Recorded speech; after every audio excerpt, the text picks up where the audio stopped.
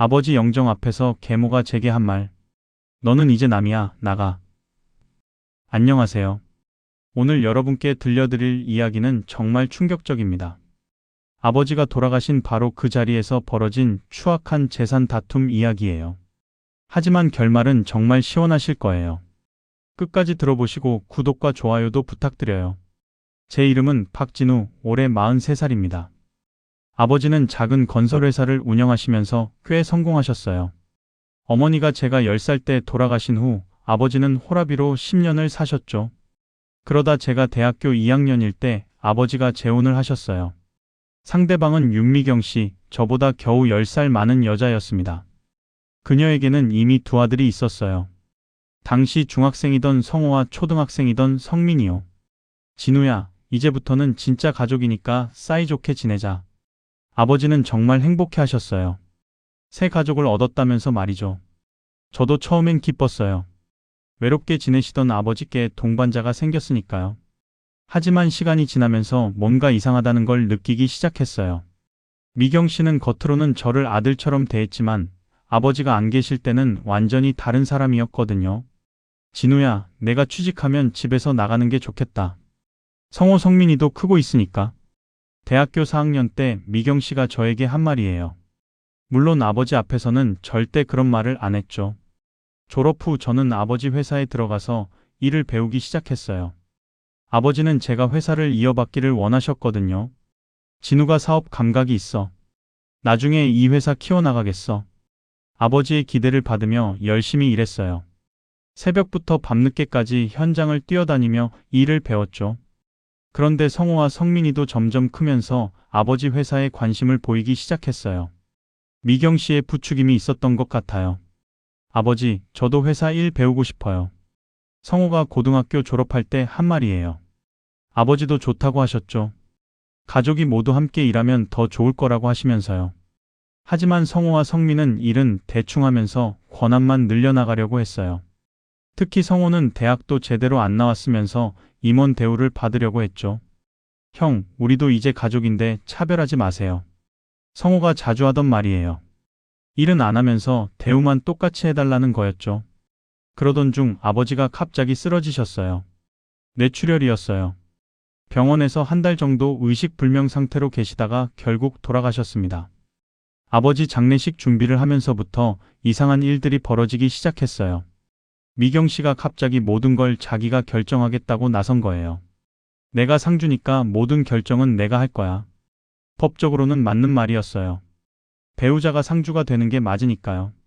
하지만 뭔가 수상했어요. 장례식 당일 조문객들이 모두 돌아간 후에 미경 씨가 저를 따로 불렀어요. 진우야, 이제부터 이야기할 게 있어. 영정 앞에서 미경 씨가 꺼낸 이야기는 정말 충격적이었어요. 내 아버지 재산은 모두 내가 상속받을 거야. 넌 이제 남이니까 집에서 나가. 뭐라고요? 유언장이 없으니까 법정 상속이야. 배우자인 내가 절반, 나머지 절반을 자식들이 나누어 갖는 거지. 근데 자식은 성호, 성민, 그리고 너. 셋이서 나누면 되는 거야. 계산해보니 제 몫은 전체 재산의 6분의 1밖에 안 됐어요. 아버지가 평생 모은 재산이 대략 15억 정도였는데 제 몫은 2억 5천만 원 정도였죠. 그것도 현금으로는 못 줘. 회사 지분으로 줄 테니까 그걸로 만족해. 미경 씨의 말에 성호와 성민도 고개를 끄덕였어요. 이미 다 계획해 놓은 일이었던 거죠. 잠깐요, 이게 말이 돼요? 저는 아버지와 함께 20년을 살았고 회사도 제가 키워왔는데 그건 내 의무였어. 친아들이니까.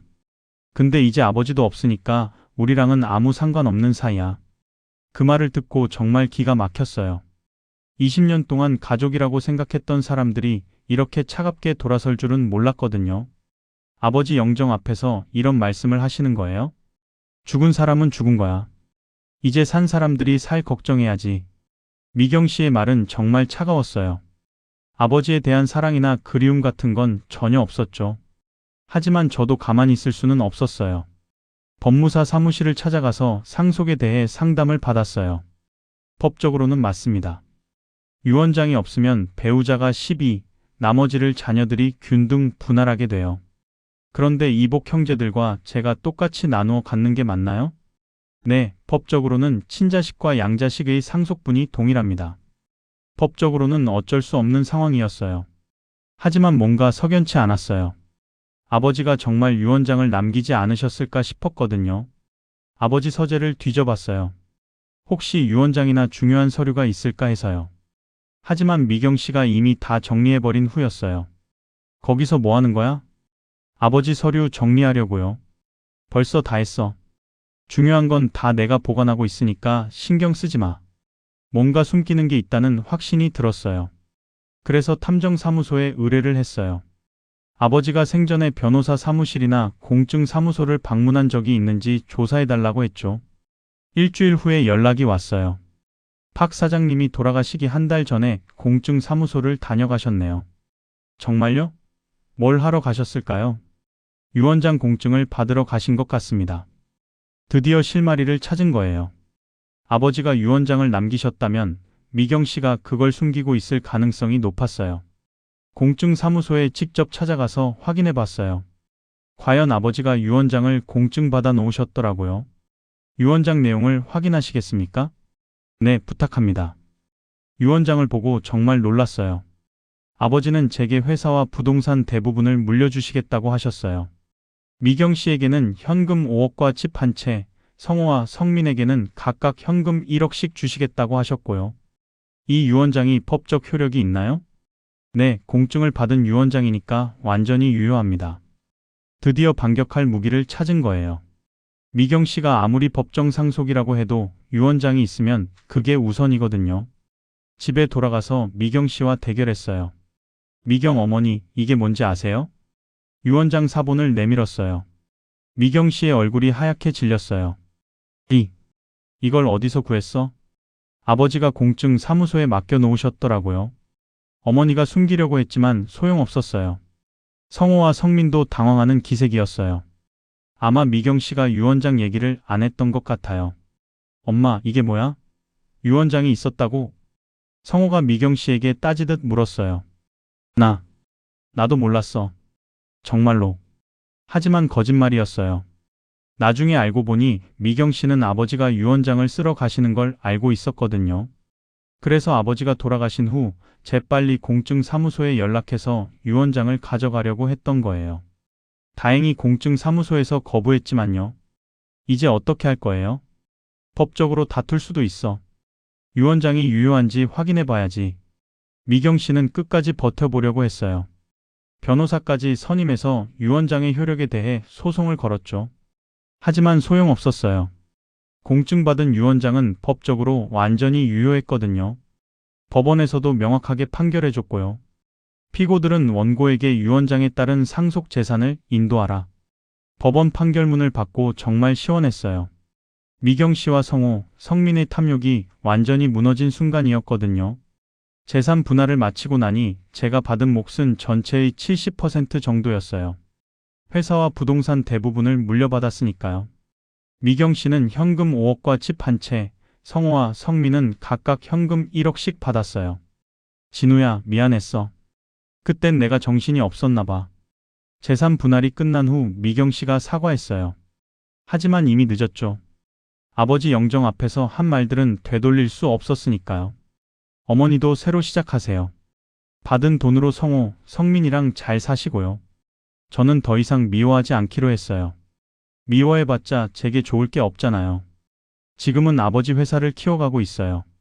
직원들도 늘리고 매출도 많이 올랐어요. 아버지가 보시면 기뻐하실 것 같아요.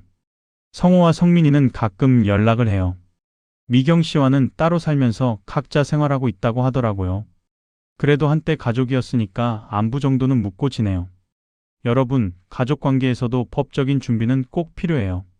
특히 재혼 가정이라면 더욱 그렇죠. 유언장 하나가 이렇게 큰 차이를 만들 수 있거든요.